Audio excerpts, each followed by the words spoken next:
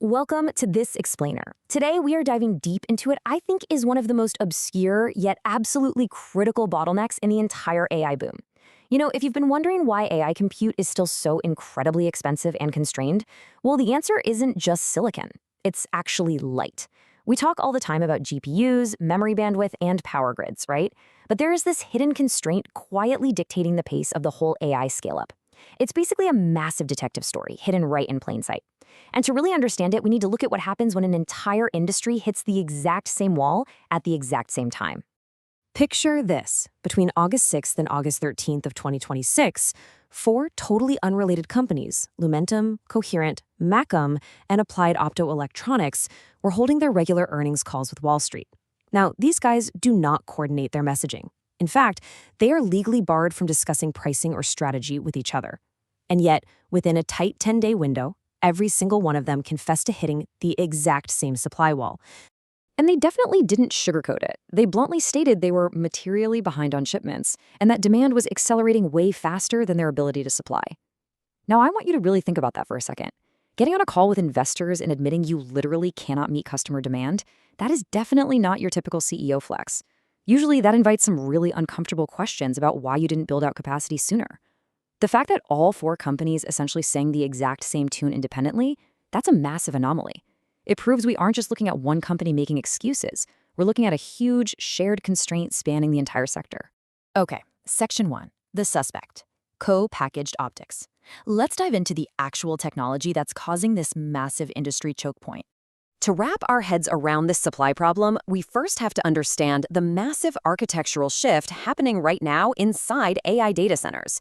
Today, most AI networking runs on pluggable optical transceivers. You just plug them into the front of a switch, which is great, but they eat up about 50% of the system's total power. As hyperscalers push toward these wild million GPU clusters, those pluggables are hitting a hard wall. So the industry is racing toward co-packaged optics, or CPO.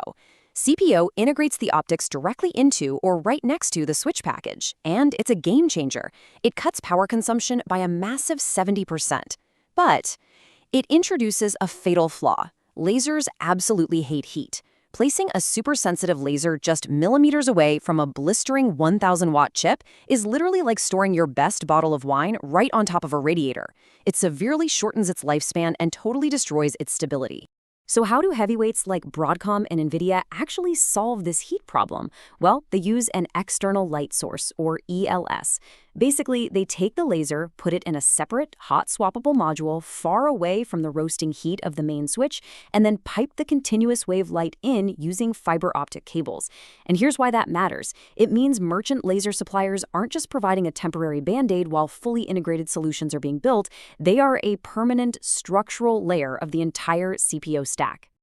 Which brings us to Section 2, the choke point, indium phosphide. Because the laser module itself isn't actually the root of the problem.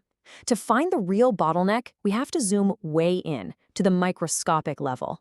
Look, silicon is fantastic for computing, but it is terrible at emitting light efficiently. For the very specific 1310 and 1550 nanometer wavelengths that fiber networks demand, you need a highly complex exotic crystal called indium phosphide. And growing a totally defect-free crystal of this stuff, slicing it into perfect wafers, and processing it into a laser, it is incredibly slow and highly capital-intensive. We're talking about a process so difficult that there are only a tiny handful of fabs globally even capable of pulling it off. And here is why this is suddenly so much harder than it used to be. An external light source for CPO requires roughly 300 milliwatts of power.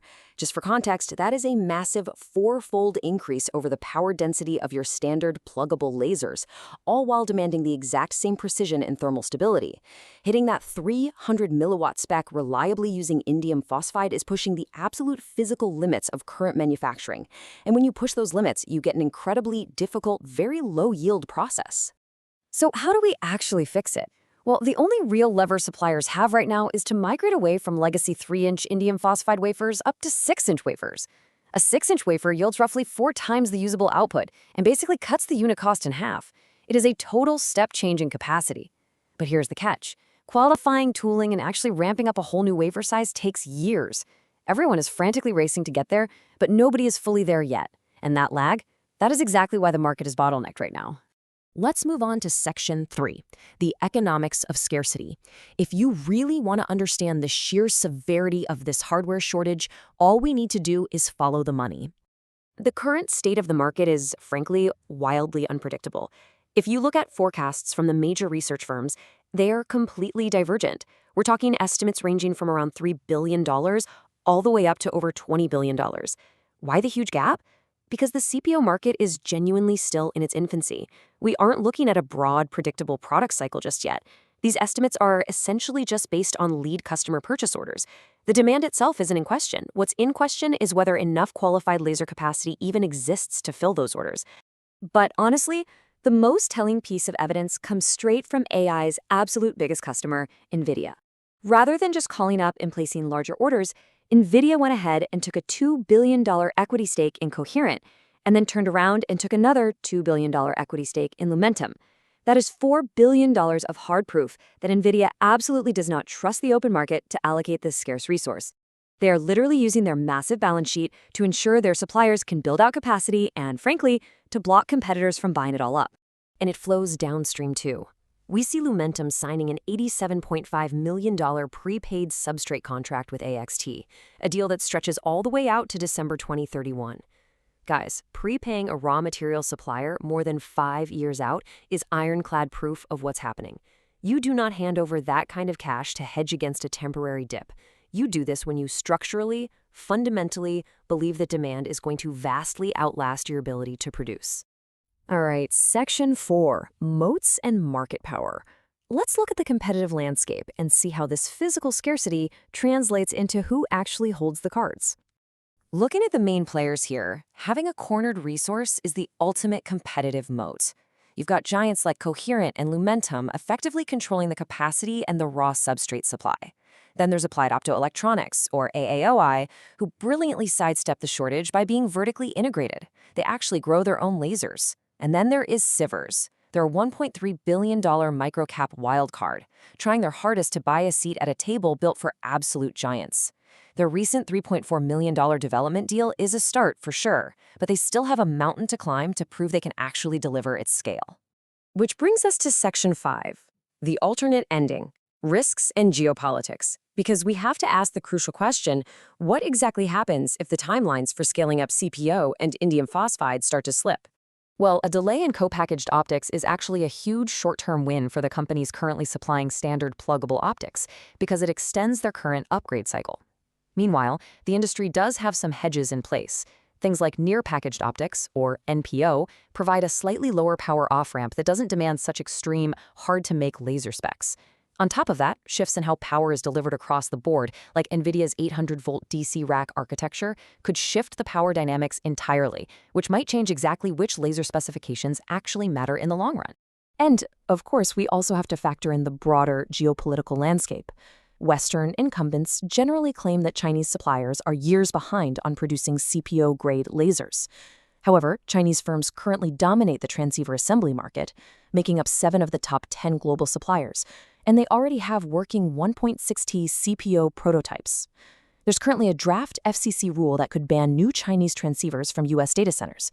But if that rule is delayed or dropped, that massive overseas capacity could step in and completely reshape the market on a very different timeline. We're just looking at the facts on the board here, and it's a complex dynamic. So what does this all mean for us? It leaves us with one defining question. Is this indium phosphide shortage a durable, multi-year moat that's going to dictate AI infrastructure for the rest of the decade? Or is it just an 18-month timing trade until the rest of the supply chain finally catches up? Honestly, the answer to that is going to be found right down at the raw material layer. Keep your eyes locked on future capacity announcements from those substrate suppliers like AXT, because at the end of the day, whoever controls the crystal controls the light. Thanks for joining me on this explainer, and keep questioning what's really driving